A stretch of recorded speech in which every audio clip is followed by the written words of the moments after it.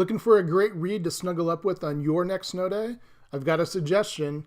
The Children's Blizzard by David Laskin, the topic of today's History Geek Teacher vlog. Hello, welcome back to the History Geek Teacher vlog. My name is Eric Langhorst. I'm an 8th grade history teacher in Liberty, Missouri.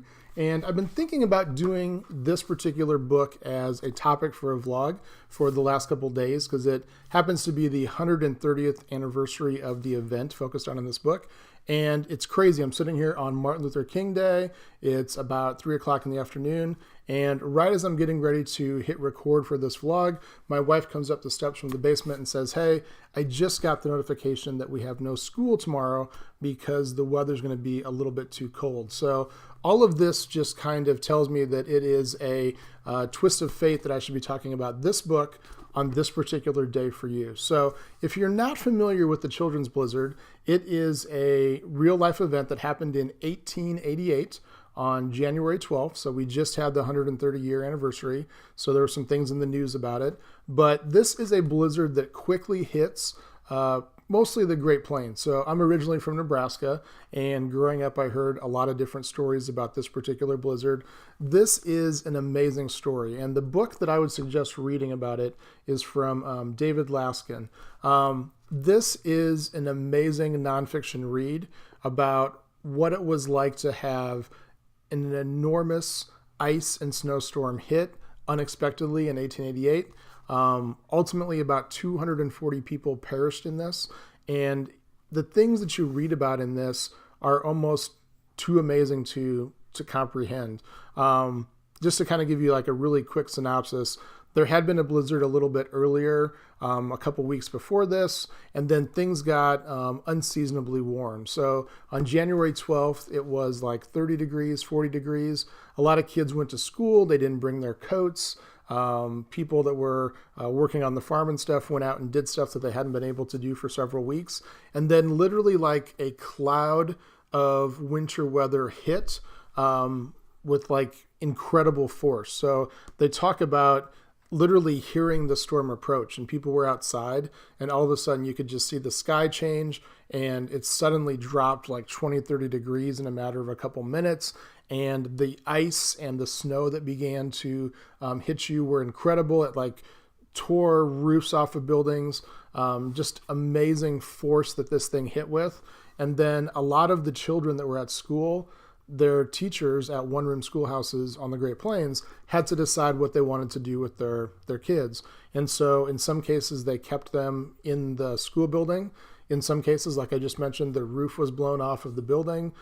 These places were not well insulated. They didn't have a lot of supplies like food, things like that. So in some cases, they allowed their students to go home. And unfortunately, a lot of these students ended up perishing because they couldn't get back home. People were literally like 2-3 feet away from their front door and were unable to get into their house because they were so disorientated from all the snow, the ice, those kinds of things. So if you like reading nonfiction that kind of has a mix of science along with kind of like real life stories, on the back there's actually a little recommendation from Eric Larson. To me, reading this book seemed a lot like one of Larson's books like Isaac Storm or Thunderstruck, where you intertwine a lot of the story with the science. So this is a fascinating read, especially if you're from the Midwest. I think that anybody that's kind of familiar with the winter weather and what happens in the Midwest and stuff would be really fascinated by this.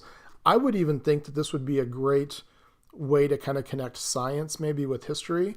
I don't know if it would necessarily be a middle school read. If you have some students that are really into this particular topic, it might be something for middle school.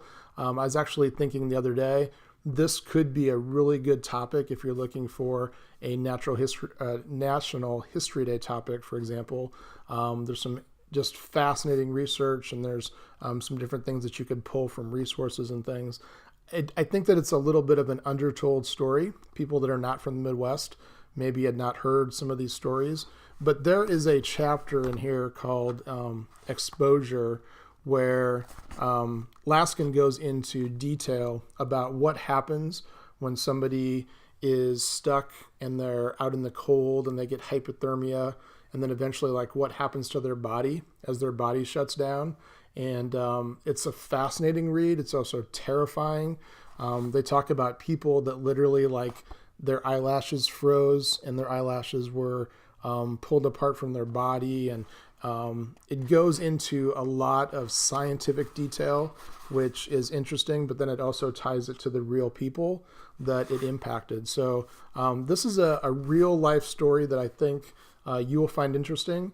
If you are from Nebraska, if you've ever been to the state capitol in Lincoln, they have a mosaic of one of the teachers that led 13 of her students to safety from their schoolhouse.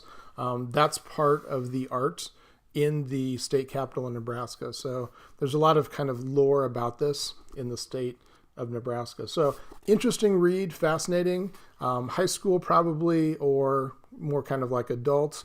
But if you have a student that's in middle school that really likes this type of topic, it would also be a great read for them. So I am going to get ready for my snow day tomorrow. I'm going to have some links down below. If you want to click on those links, I'll have some additional resources and where you can find this book. Go ahead and pound that like button if you like this particular vlog. And if you're not a subscriber, go ahead and subscribe to the History Geek Teacher vlog. We try and do interesting things about technology, science, history. Sometimes we'll mix photo stuff in there. Whatever we think might be interesting, we'd love to have you as a subscriber. So if you got a snow day coming up, enjoy it. Check out this book. We'll see you later.